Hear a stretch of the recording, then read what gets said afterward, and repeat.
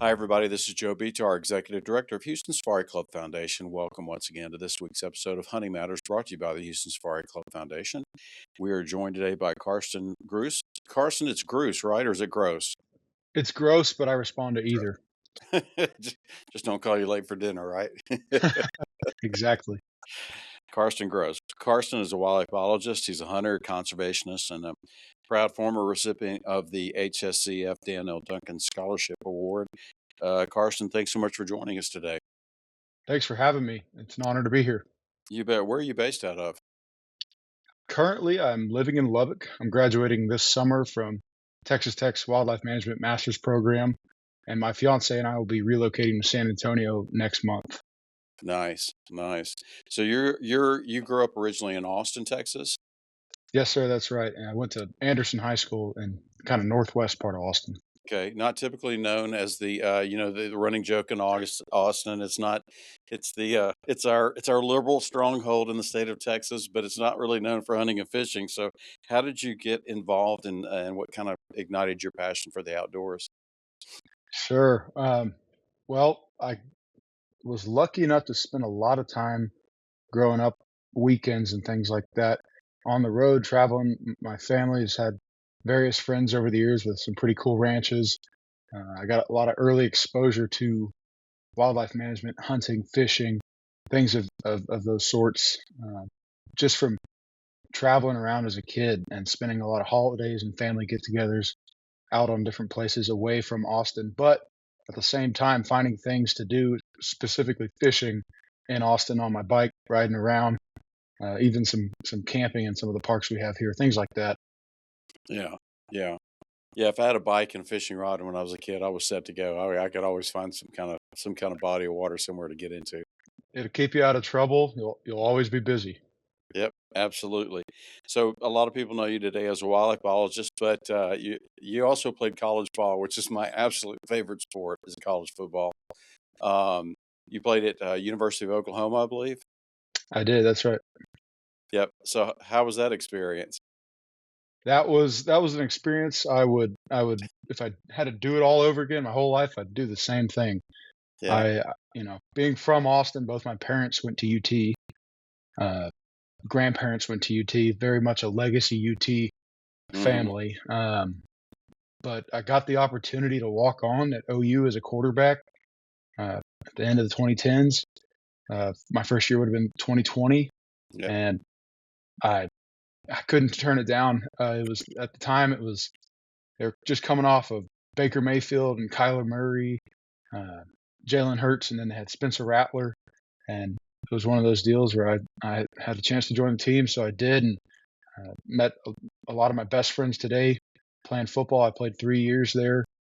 I switched to tight end at one point because I knew I was never going to see the field as a quarterback, Hmm. um, and that was great because I got to do a little bit of playing, mostly special teams, just working hard and enjoying that process and that phase of my life, and Yeah. really further shaping uh, my dedication and ability to commit and see things through.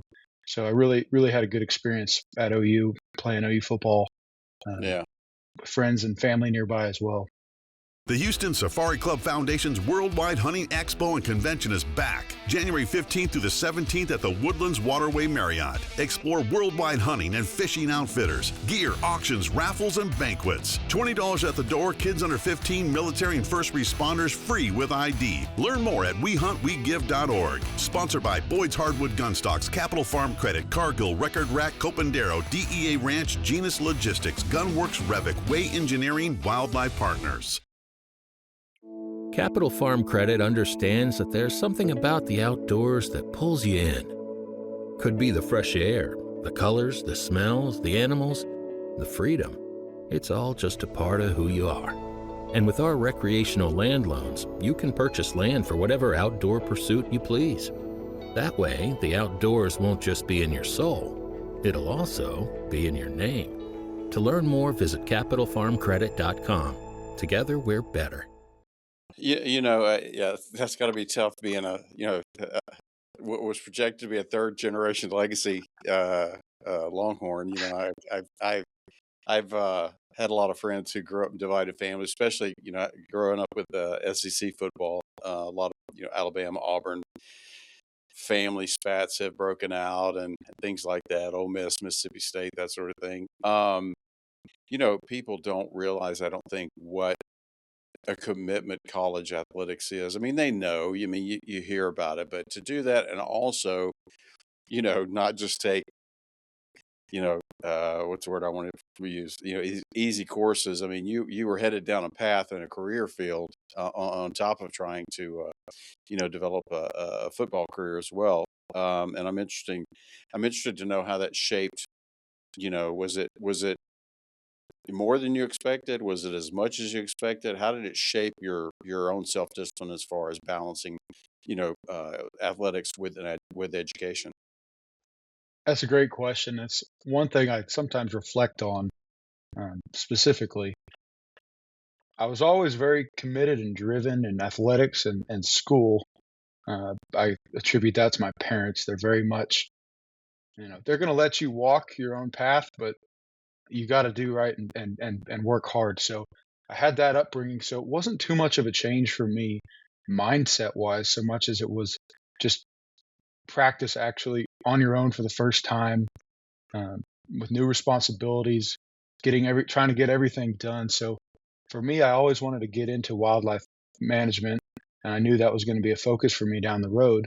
When I went to OU, I was doing biology, and then I shifted majors because I realized about 2 years in, most of my classmates wanted to be doctors. So I went to environmental studies. But during football, what I found was you had to be very conscious to get your schoolwork done because you're working essentially a full-time job as an athlete. And Right. if you aren't conscious and you're willing to let things slip up, you will fall behind.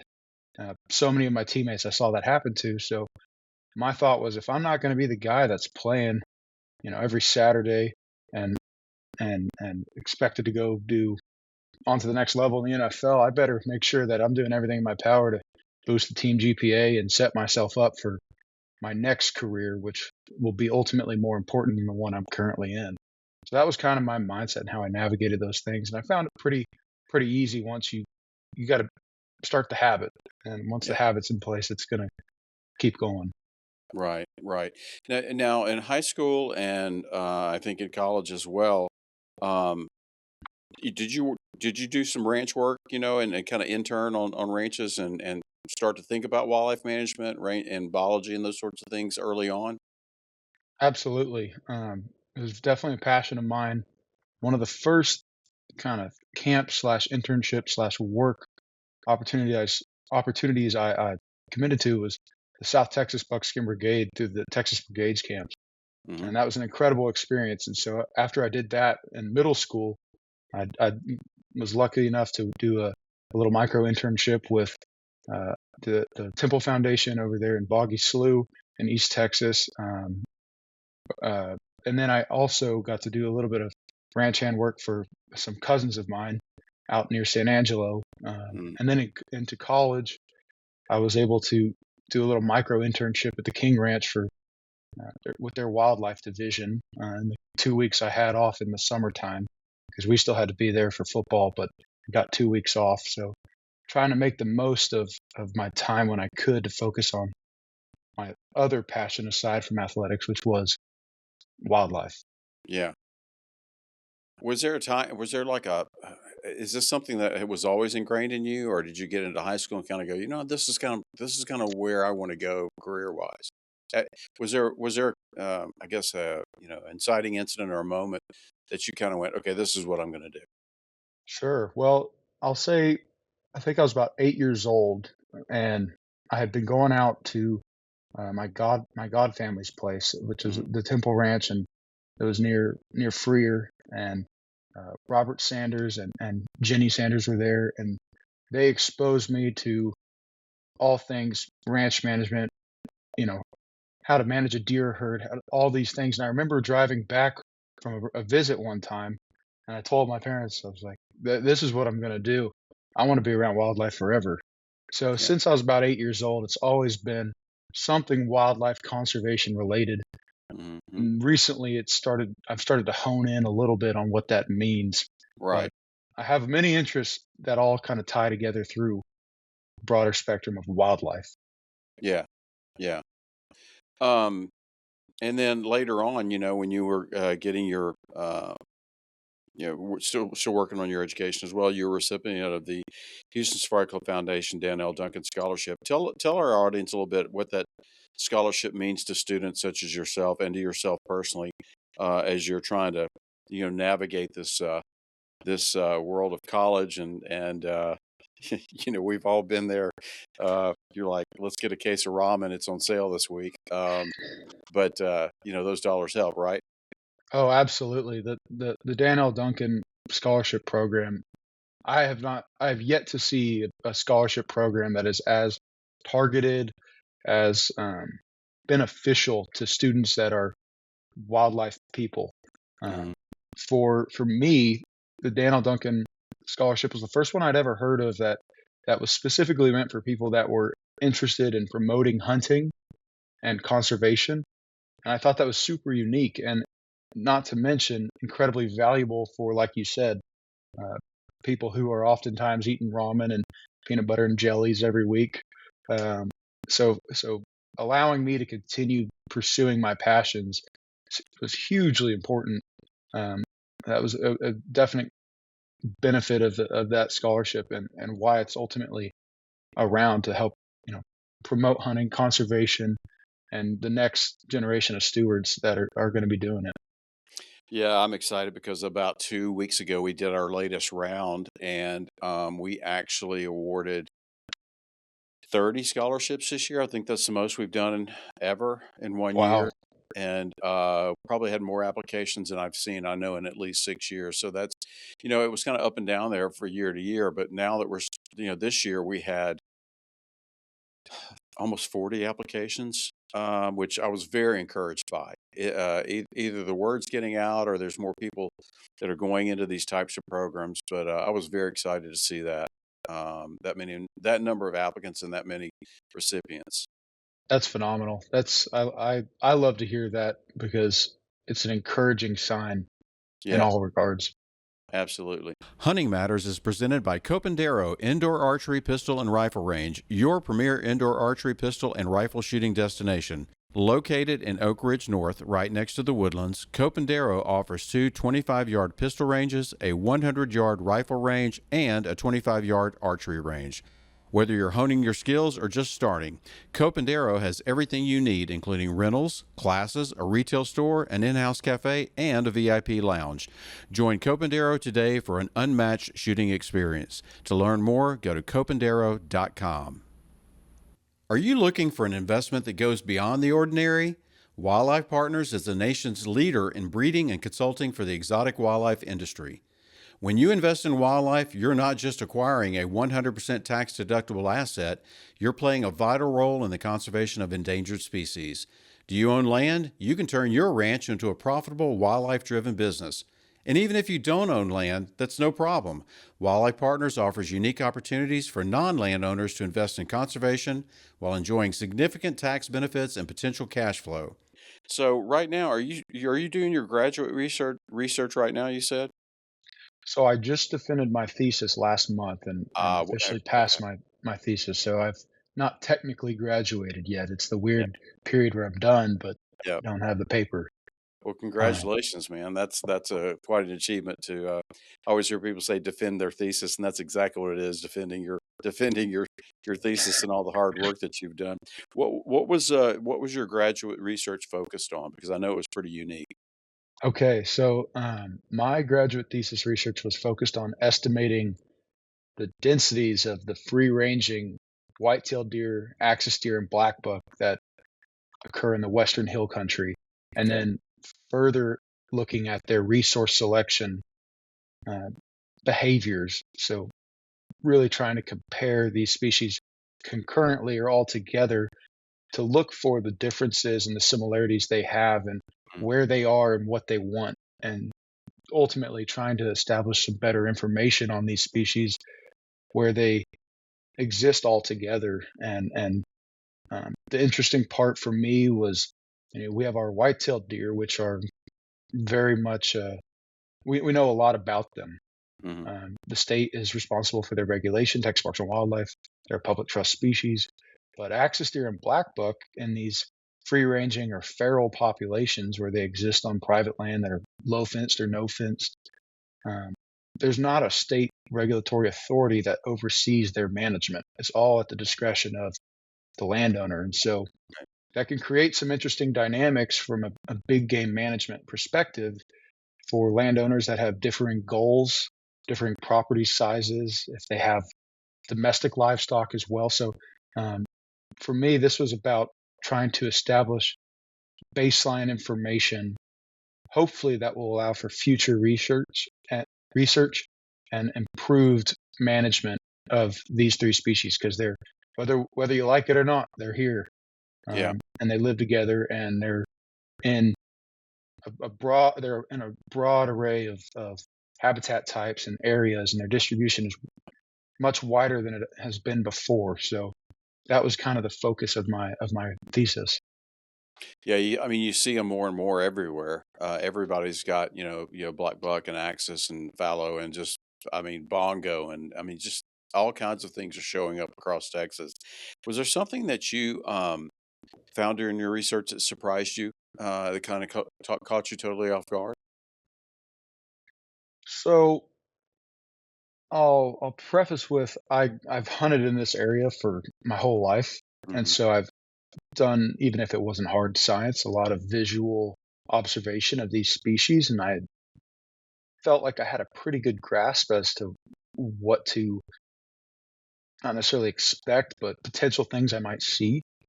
So I don't think that any point of my research caught me completely off guard, but one thing that I did find interesting is if you recall those freezes in 2021 and then again an ice storm in 2023 really hurt some of these exotic numbers, especially in where they were the most exotics in the hill country.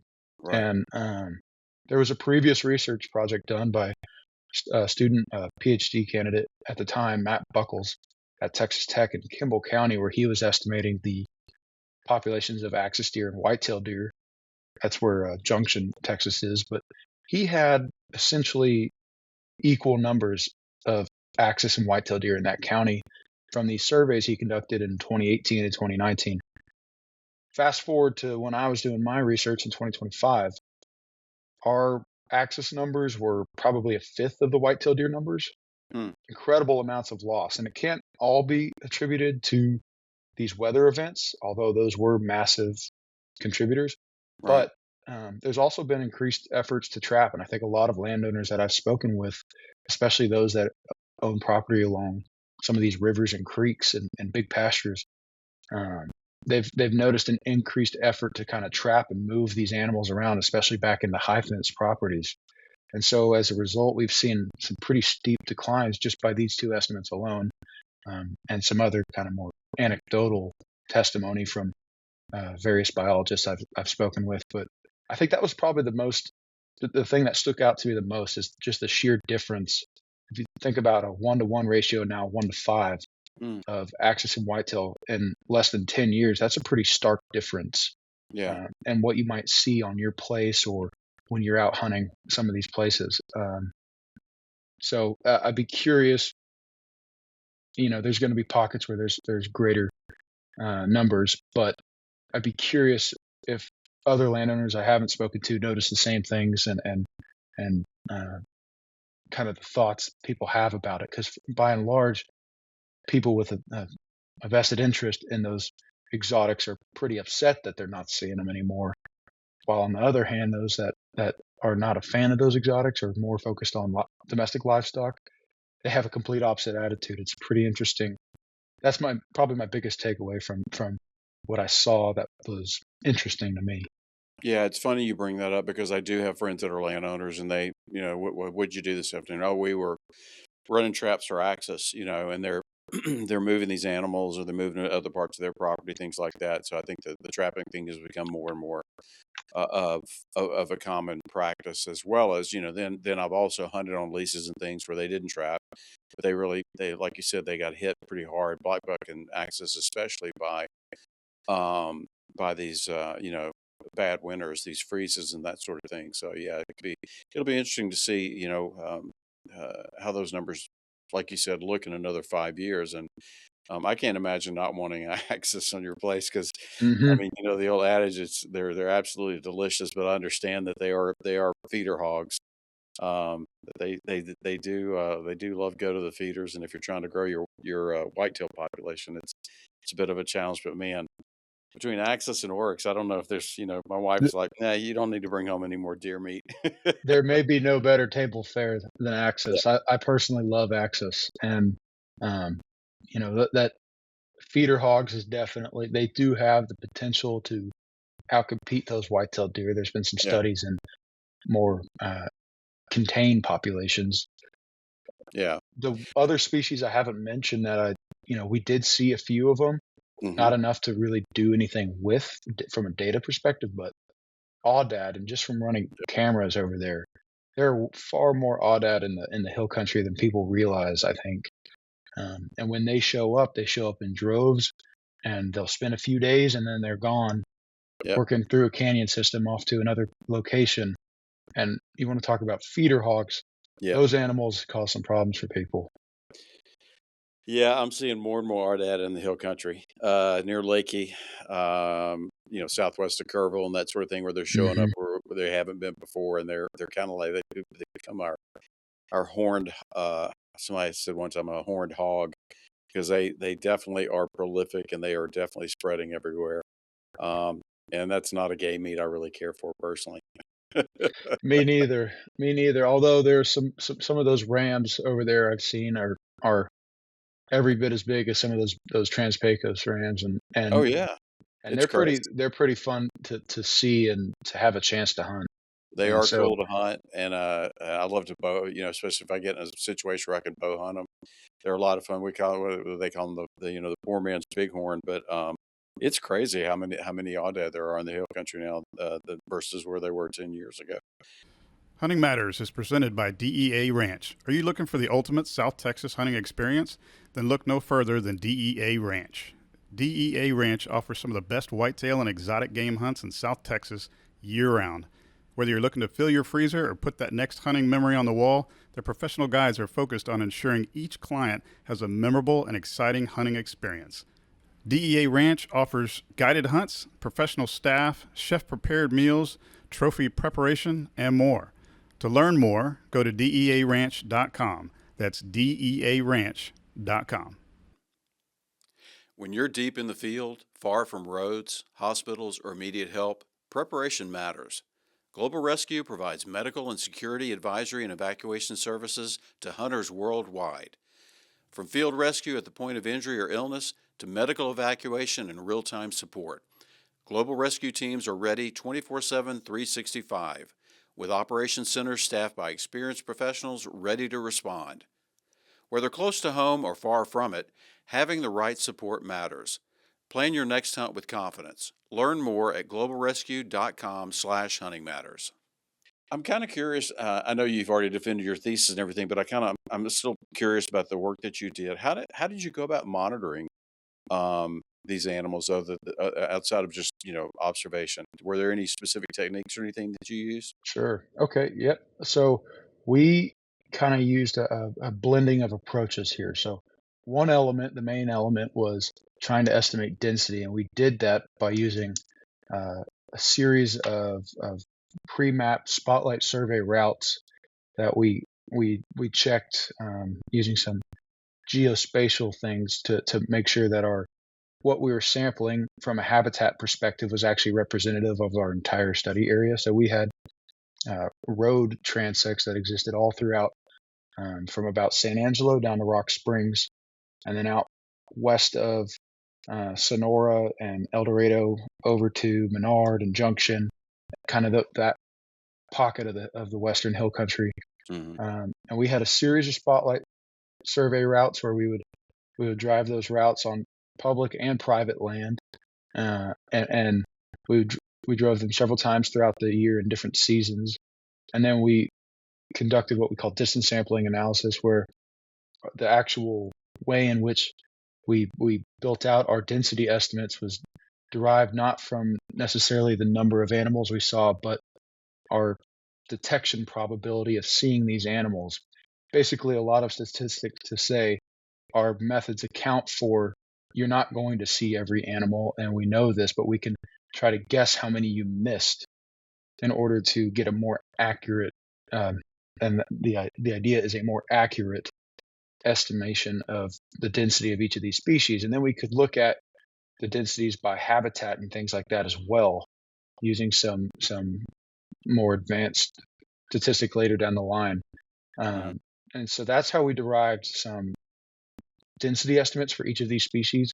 We did it kind of as a whole throughout the region, and we did it by habitat as well to be able to compare, where we were seeing these animals in the greatest numbers, greatest densities. And then for the resource selection, because density can tell you a lot, but it can't tell you everything. And so resource selection is essentially, given what's available to this animal, what are they seeking out? And so we looked at things like vegetation greenness and topography, the habitat type that they were in, the season, things like that. And what we found was far and away for density and for resource selection, axis and white-tailed deer exhibited very similar trends. So riparian areas, unsurprisingly, in that area where it can get pretty warm and it could get pretty arid, especially on top of those limestone hills. Riparian areas had the greatest densities of both of those species, regardless of if it was forested or grassland. Those deer like to be where it was maybe a little cooler and there was better vegetation and year-round water and cover and things like that. But what we saw for both of those species as well was there was some avoidance in the resource selection work of habitat dominated by cedar, juniper. Mm-hmm. So, and some habitat dominated by mesquite, which, if we know anything about the story of the hill country, juniper and mesquite have been very invasive, especially where they go unchecked. Those woody species can dominate what was once a grassland through those successional phases. And now you've got a lot of areas that appear like woodlands in the hill country that were once grasslands, not more than 150 years ago. Right. So for managers, I think it's interesting looking at whether you want white-tailed deer or axis deer. We've got both of these species exhibiting behavior that is, they're not selecting for these areas that have dense stands of juniper and mesquite.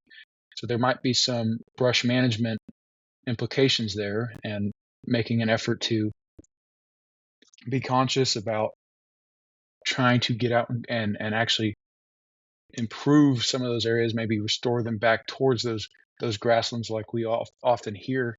But also we did see some great densities of these species in some of those habitat types, because I said density and resource selection don't always align. And that could be a result of looking for cover and thermal cover in like the winter months. So these species that rely on these thick stands to hold temperature and hold heat for them, there's probably a good reason to keep some thick stands around, but break up the amount of juniper that's around. So maybe you leave juniper breaks, you leave some pockets of mesquite with shade, things like that. And so I kind of got off on a tangent here, but for managers, I think some of what we were doing hopefully will be interesting and informational and applicable to what their operations are and what they're looking to do. For blackbuck, we saw that they're grassland species from India. They often are associated with large open patches of grassland. Where we saw them the most was in the western hill country, where pockets of grassland and deciduous shrubland with mesquite get greatest, largest in size. That's where those animals were in the greatest numbers. And so I think there's a good argument that if you want to have blackbuck, you should be conscious about preventing too much mesquite encroachment. And so those are just a couple of those takeaways. But essentially what we did was we looked at density and resource selection together to try to start putting together a story on these species and how they interact on the landscape. And there's a couple other interesting points related to their thermoregulation, which I think tie in interestingly to how we saw those declines after winter storm events. We didn't see an axis in the northwest corner of our study region, which did not have any of this cover type that we deemed evergreen woodland, which has that thermal cover for them. I think it's interesting spatially that we saw axis everywhere else every time, but in the areas without this specific kind of cover with oak and juniper mott's, we didn't see axis. And that's not to say they're not there, but maybe there is some contribution of habitat affecting the distribution of axis in those free-ranging populations in the hill country. Maybe they want to stay where their access to cover when it gets real cold is improved. Yeah, that makes sense. It's being a landowner today, there are so many things you have to balance. Whether you have high fence, low fence, doesn't matter. You're going to get animals off and on your property that are yours and that are not yours. With the big spread of exotics, like you said, the axis numbers were down in the last time when you guys were studying them, but you've got all these other exotics and super exotics and things. Can the landscape of Texas sustain? I mean, I know, of course, the caveat is with good land management, habitat management practices, yes, but as you see a greater influx of these animals and different species, do you think the Texas landscape, in your opinion, can maintain them side by side with the whitetail, which Texas is known for? Well, short answer to that, I think, is yes. And there's, like you said, that caveat, it depends. But specifically in the Edwards Plateau, there's a reason exotics have done so well in that region in particular for so long. It's because there's an incredible amount of diversity and there are opportunities for many species to do well. It's an interesting blend. I was in Tanzania a few years back and I could not help but think, man, this looks a lot like home. So with the diversity and quality management, I think, yes, there's an argument that these exotic species can exist alongside white-tailed deer and some of our other species like javelina, and we can cohesively manage them. Now, I do think that will involve an improved amount of monitoring and actual systematic surveys, because it would not be wise of us to cut them loose per se, and go unchecked. That's where we'll have issues. That's kind of a story of invasion biology and introduced species across the world, regardless of where it is. This is so short answer, yes, I do think Texas, specifically the Edwards Plateau, these landscapes can support an incredible diversity of animals. And on another note, I would say that in every other region around the world where white-tailed deer have been introduced, they're an incredibly hardy, invasive animal themselves. White-tailed deer compete very, very well across the world. So it's important to remember this is not a feeble species that's suffering. Texas has the most deer of any state in the U.S., and the Edwards Plateau has among the greatest density of white-tailed deer in the world. So it's not a dire straits time, but there needs to be management and monitoring around those species. But yes, I think so. In the heart of nature, give your deer the nutrition they deserve with Record Rack deer feeds. The premium feeds support antler growth and overall herd health, whether you're a wildlife enthusiast or a dedicated hunter. Record Rack deer feeds provide essential nutrients for a thriving herd. Choose Record Rack deer feeds for optimal deer nutrition. Visit recordrack.com to learn more. Today, more Americans are accepting the benefits of hunting and want to learn how to introduce healthy game meat into their diet. The new SAM Field to Fork course includes hunting, shooting, and fieldcraft skills, including hands-on experience that takes students from field dressing their game to the quartering, cutting, and processing of their meat. It's all covered in this 4-day course. And finally, personalized training from a professional wild game chef helps bring attendees full circle and ready to bring the SAM Field to Fork promise to life. There's been a lot, and I don't want to put you in the spot here. I don't like to ever put our guests on the spot, so you can just tell me. I'd prefer not to answer that. But there's been a lot of conversations around in the past few years about regulating mountain lion hunting. Mountain lions are an exotic. Well, they're a predator, but they have no regulated seasons. And then there's been the conversation as well. What they wanted to do is start having all kills reported by landowners and hunters, and that actually got kind of swept off the last commission meeting hearing. I understand both sides of the story there. Landowners in West Texas who have livestock will tell you there's no problem with the population of mountain lions in West Texas. Other people will tell you differently. Do you see a day or a time that will come when exotics, like we're talking about, blackbuck, axis, aoudad, all those exotic species, do you see a time in the future when they will be regulated by hunting seasons and by Parks and Wildlife or any agency? Well, no. I know that's It's a loaded question, but yeah. I think legally, there would be too much backlash. Mm. There'd have to be a lot of mending between various NGOs and private landowners, different stakeholders, and Texas Parks and Wildlife and state authority for that to even be considered. I think right now that would be a pretty decisive issue. So I don't see a push for it anytime soon. Yeah. And I don't think that it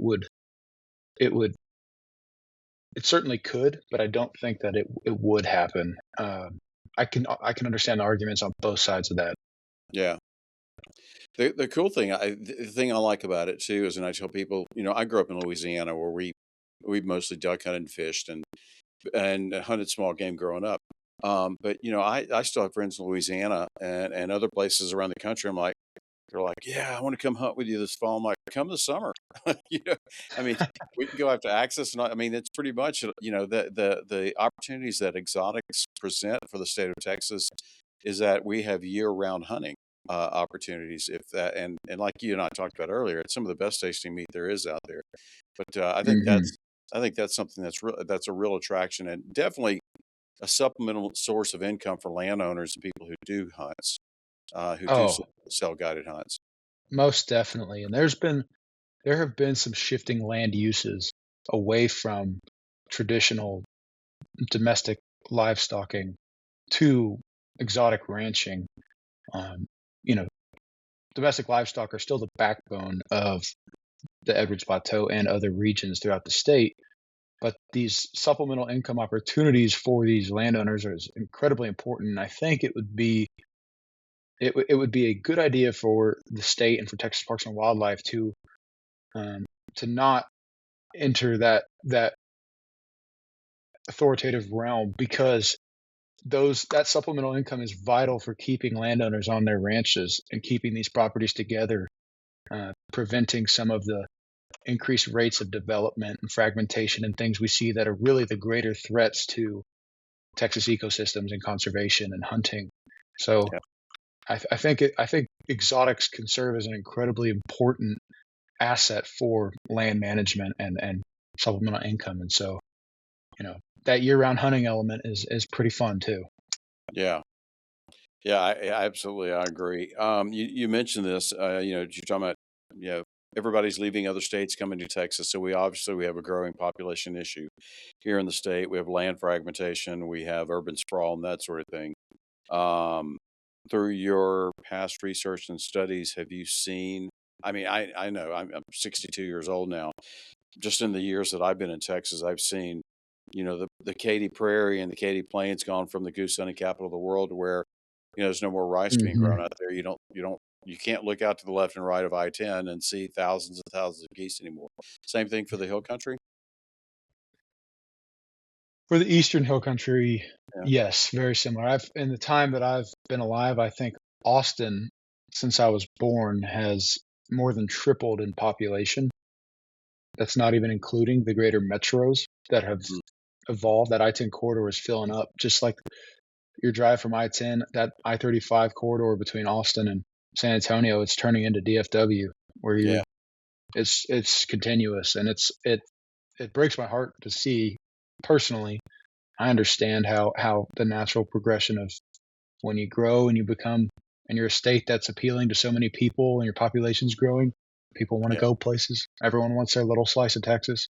But I think in the Western Hill Country, the story is similar, but at a slower, different rate. So since the 90s, this region's seen the second greatest rate of large operation loss. That's properties 2,000 acres in size or more. Mm. Only other region that's seen that kind of rate of fragmentation of those big properties is the Trans-Pecos, and those are those producers that are a vital part of our economy, but also the goods we consume, Mhm. and so I think it's something that needs to be checked, and I don't know a better way to manage it, but you don't want to see those Katy Prairie situations happen around the state, and I think at some point there's a threshold, and once you cross that threshold, it's a pretty quick road to demise.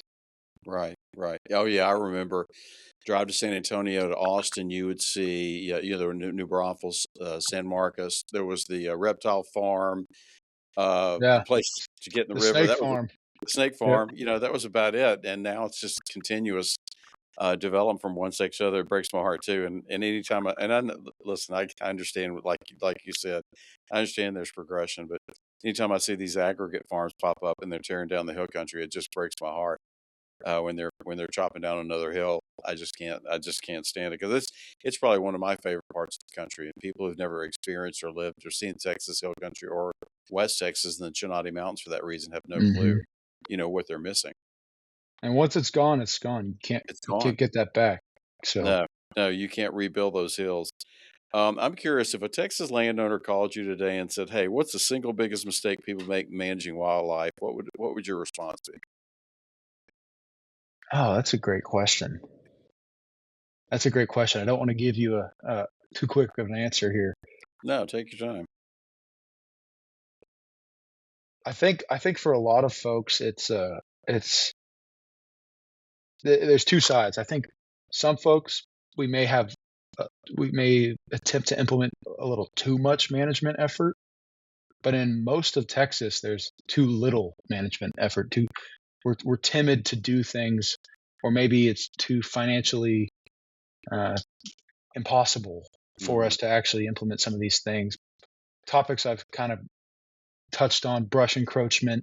Yeah. Um, if you're talking specifically white-tailed deer, doe management, and how we have often in most areas now we have honestly an overabundance of white-tailed deer to the point where we have some diminished habitat, especially where we have now exotics and we have reduced habitat from brush management. I think don't be afraid to do some research, get with a biologist, get with anyone who has done land management, brush management, and actually act now and implement. If Hmm. if we're if we're timid, we're running late. So I Yeah. think that's probably the number one thing I would say is don't be afraid to act. Got it. Yeah, you see these. I've been on properties where they're like any cypress, any mountain cedar, any juniper, anything comes up there, they're just stripping it, like you said, versus just leaving at least patches of it and rows of it, for these Hmm. animals to seek shelter and that sort of thing. But it's a constant problem, and it's an expensive problem for these landowners to have to cut cedar every year and have it hauled off, and Hmm. especially if you're in a burn ban, you can't burn it on your property. The disease monitoring, of course, is always a hot topic in wildlife and habitat management. The CWD thing is we've talked about that for years, and now we're faced with the reinfestation of the screwworm. So Hmm. is your phone ringing off the hook as well for that? Most of my conversations, I would say, recently have been related to New World screwworm in some way, and Yeah. I think that you can't diminish the importance of any one disease, but Mhm. the most pressing and the most important one for us to focus on right now is definitely New World screwworm. And I hope that some of my studies and hopefully future studies related to habitat specific density estimation or these resource selection things can kind of inform target areas for monitoring for landowners that have certain pockets of habitat that's desirable for these different species. Increase your number of cameras in that area. Be Mm. checking those cameras, looking for hot spots. Um, use of thermal drones is becoming even more applicable, and that technology is evolving fast. And that can be a way in which this we monitor some of these species that, like exotic wildlife in particular, don't have a regulatory authority over them, and it's kind of up to you to go check those animals. You can't doctor a fawn necessarily like you could a calf. You can't go pull your exotics into a pen that easily. You can't go pull any wildlife in the way you could domestic livestock. So, there's I think in terms of New World screwworm, the number one group that's most susceptible and will continue to allow that screwworm fly to be present on the landscape is going to be our wildlife, hands Mm. down. Especially with that time window in which you think about animals being vulnerable, fawning seasons, shedding velvet off Yeah. of antlers. There's with all the presence of exotics and domestic or and native wildlife, there's going to be a larger temporal window for those flies to infest. So it's a problem that's different than the 60s.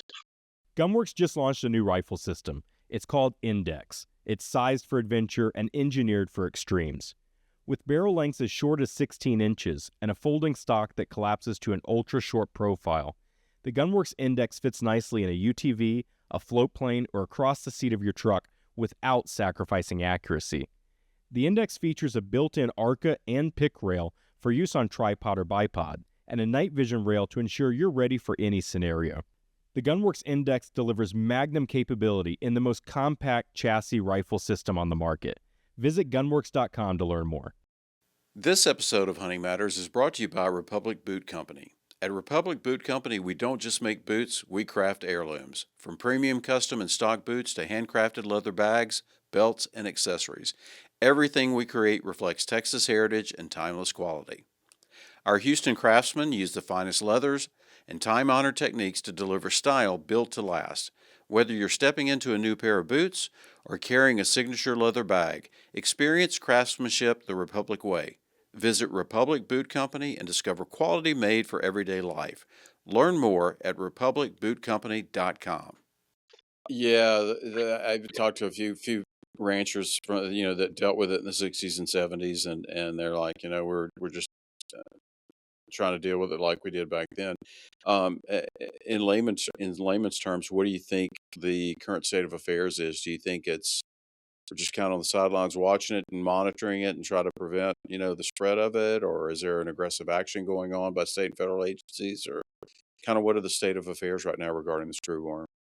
Sure. So I would say, we're far ahead of where we were in that first year of infestation back in the day.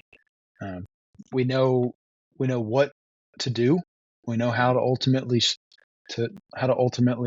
get those flies out of the U.S. and ultimately, hopefully, drive them back over time towards that containment zone in Panama. So we know sterile flies. We know production. right now it's an arms race to get those flies out. And I've heard some interesting methods that we're implementing that are new compared to what we've done before. Treated feed options for wildlife, Right. where we're trying to take more preventative care. Obviously, our domestic livestock, we have a slew of treatment options, and we're good at treating cases when we catch them early. Early detection is key. But there's some evolving preventative treatment options for wildlife. There's also, I've heard some folks are talking about different odor attracting fly traps and the use of these traps, and placing them in places that in infection zones and areas in which flies can be effectively caught. Now you run the risk there of potentially catching all the sterile flies that we're trying to produce. Right. So there's a variety of issues there. But at Texas Tech, I heard recently a proposed project with a person who specializes in crime lab odors for human homicide cases, and an entomologist who studies bugs. They're collaborating to try to develop a fly trap to be used on the landscape to help combat this screwworm problem. But I think we're further ahead than we were back in the day. Yeah. Maybe a little bit behind the 8 ball of when we knew these flies broke containment a few years ago and getting these sterile fly production facilities up and running. But we've got a lot of focused energy. We have a lot of people committed and a lot of interdisciplinary focus from a variety of different fields on these issues. So I think we're in a much better place than we were at once upon a time. Yeah. Does the screwworm issue lessen when temperatures are cold? So they have to. Absolutely. Yeah. So it's like mosquitoes. The mosquitoes go away in when we get that first frost, that sort of thing. So we can't get to fall and winter quick enough. That's what I'm saying. Those times that are disadvantageous for those flies are critical, and unfortunately we live in Texas and it's hot, and that window can be open much longer than we may even realize. So yeah, some of those big cold events though will probably help. And all things considered, in most parts of Texas, we're having a particularly wet summer as well.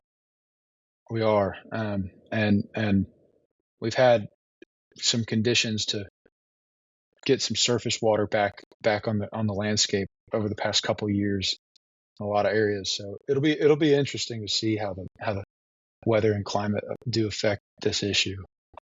Yeah, absolutely. So early in your career, you also worked on feral hog management as well, right? I did. As an undergrad, I had an independent research project through OU. It was an independent research semester focused on pig trapping. Okay. Was that from the perspective of an invasive species standpoint, or? That was an opportunity for me to. It was part of my program. You had to do a 6-month independent research project, and you had to have a faculty advisor. And so I had an advisor at OU named Dr. Annie Yong, and she helped kind of guide me through the process of developing a research project and actually going out and doing the studies. So I did my work actually near San Angelo. So I would drive myself and set up pig traps and put cameras up and monitor. And I had some folks that would check them for me when I had the cell cam come back with pigs in it. And so I tested 3 different pig trap designs on the efficacy of trapping pigs. And so one was a name brand that you probably heard of before, Pig Brig. It's that net trap in which they can kind of go up in, but they can't come back out. I had a kind of a cattle panel catch trap or a hog panel catch trap where you kind of work that trap around in a C or like a closed circle with a gate. Same idea. They can get in, but they can't get out, almost like a fish trap.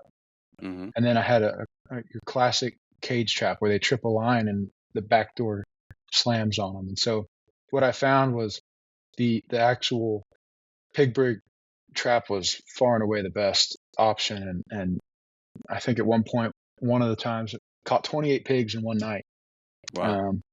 pretty impressive. But that was kind of an opportunity for me to get my toes wet in wildlife research, and it was pretty fun for me being able to design my own project about something I was interested in as a Yeah. sophomore in college.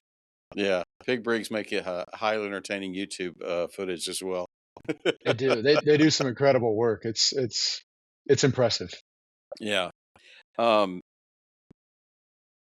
let's talk a little bit about hunting. So you grew up hunting, you grew up near the outdoors. Um, still a relatively young man, just kind of getting your career and your life started. Has has your studies in conservation and wildlife management, habitat management, and these sorts of things, have they affected or changed your approach to hunting at all, or is this something that you were always kind of instilled in you as far as conservation principles and proper management and legal and ethical hunting? Mhm. Well, I would say that I haven't necessarily changed my approach to hunting. I'm very lucky to have been raised around some folks that do it do it in my opinion the right way, Hmm. focused on some of the greater importances of hunting aside from just the kill, Right.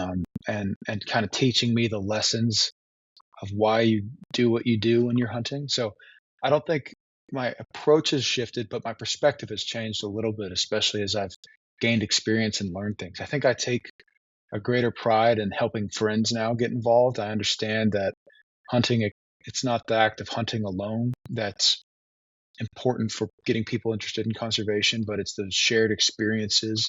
It's the understanding that how hunting works. I've had a pretty fun time taking friends on some of their first hunts recently, um, in which it serves as an introduction to the world of conservation. They have aha moments like, I didn't even realize that's something that people do for a career. I didn't even realize, um, you know, hunting, the dollars are the main driver of conservation. I had no idea. Things like that. So I think I've grown an appreciation a little more for those things. And then from actual in the field, I may have lied a little bit. My approach may have changed a little bit. I've learned through some of my mapping that Hmm. I can find some pretty good areas from the maps and have some improved success, specifically turkey hunting. Uh, I remember I mapped a lease, and there was one pocket of hardwoods that I found that had a corner about to drop into a canyon, and I would have never known it was there because you couldn't see it was there until you kind of walked over that way. And I remember I sat down for my first hunt. I had been there, and um, I shot a double of Rios, and it was incredible. So I think there's a technological things I've learned that maybe are um, interesting and helping me inform my decisions of where I'm going to go hunt a Yeah. little more. So maybe that's changed. Yeah. I can see that. I can see that. The hunt of a lifetime doesn't end in the field. It ends when your trophy arrives safely at home. That's where Genus Logistics comes in. With more than 20 years of experience in trophy importation, customs brokerage, and international freight forwarding, Genus handles every step of the process so you don't have to.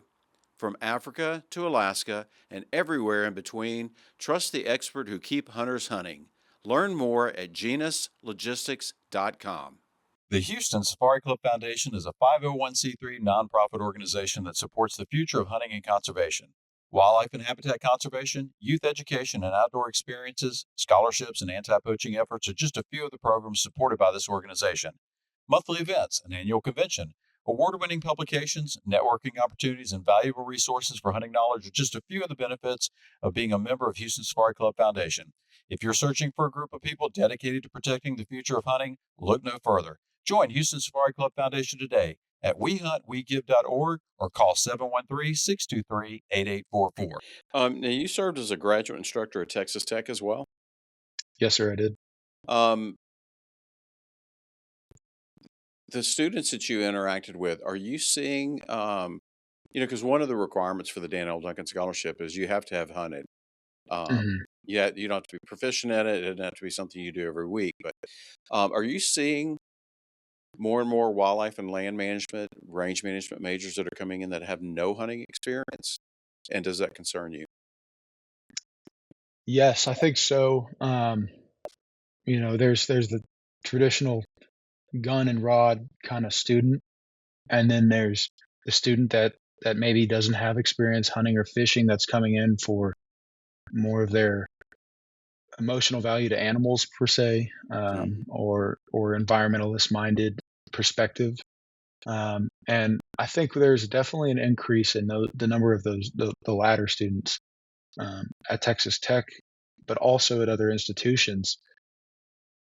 I do think, however, there's an interesting element of exposure and interest and trying to get into hunting once they learn about the different uh, kind of drivers of conservation, specifically hunting. So a lot of students, I've heard that had never hunted before they got to school, and they took up a conservation oriented major, and then they went on their first hunt, or they had helped with a deer capture, Mm. and they got them maybe motivated towards trying out hunting, going for the first time with their fellow students that had gone before. So um, on the one hand, there's more students that are probably not your traditional uh, wildlife student, but I think there's exposure that helps improve their understanding of hunting and even get them involved in hunting as well. Yeah. That was definitely something I noticed. Yeah, and viewing hunting more as something less that they're just not familiar with, as more of as a conservation tool and a sustainable use tool. I think it's a great thing for them. So you've defended your thesis. Now, what's next for you? Well, moving to San Antonio in August with my fiance. She's going to be an attorney. She's actually sitting for the bar in 2 weeks. Mm, Um, and we'll be close to home. I have a lot of family from San Antonio, and I'll be doing some hunting lease management, and I'll be doing some thermal drone surveys, some work with a company called Sky Senderos. Still looking for more of my full time job, but definitely leaning into the biology consulting and potentially the ranch real estate world. As I see, those are two services, two fields that align very closely and can provide a lot of value, especially as Texas continues to grow, and we need more more biologists to help inform new yeah, landowners and things like that. right. So if somebody who's a young person who's in high school or something, they're thinking about a career in land management, wildlife management, becoming a wildlife biologist or conservationist, what advice would you give them, looking back at your high school self, that may prepare them for that next phase? hmm Get involved. I think that's the number one thing. You know, it people aren't gonna just make it happen for you. You got to go try to go interview someone. Email your local Texas Parks and Wildlife biologist. Can I come talk to you and hear about your path and how you got to where you are? Hmm. Um, look up camps, things you can do in the summer times when you're not in school that provide an experience. Talk with, if you have access to hunting land, if you're on a lease, or maybe you have a place yourself, if you have any references to the manager of that place or the owner or the biologist, speak with them, hear their story, hear how they got involved. I think one thing, balancing athletics with life growing up, I think I did a decent job at it, but I Yeah, wish I could have done even more. Looking back, I think that's, it's not going to be what you know, it's going to be who you know, and yeah, those connections you make at a young age, and you continue to nurture and keep and go back to and check in with people. Those are going to be the things that will make you successful and let you have a pretty good experience as you go through school and start looking for work. yeah. And I think one thing that some people of a younger generation don't realize is that sometimes you have to do things and take roles that may not pay. There's hmm always ranch managers and land managers out there looking for somebody to whether to haul stuff or you're going to learn hmm something out there just being out there in the field. And so there's a lot of opportunities I think that people forget about. This, like, hey, let me call this guy who knows this ranch manager. Maybe he's looking for somebody to do some free work this summer or something. There's always those, like you said, you got yourself inserted in summer camps and internships and that sort of thing. Somebody's always looking for help. Oh, absolutely. I think it's easy to sit back and say, well, that doesn't pay, so I don't want to spend my time doing it. Yeah. But some of those kind of unpaid free labor experiences are the ones that will lead to the most success, because people will appreciate you being in it for the right reasons. Yeah. Yeah. And you build those relationships and it'll pay dividends down the road. So, Definitely. Carsten, we've got just a couple minutes left. If we have time, I like to end with something called the Fast Five. So, ready? I'm going to rapid fire some questions at you real quick. Okay.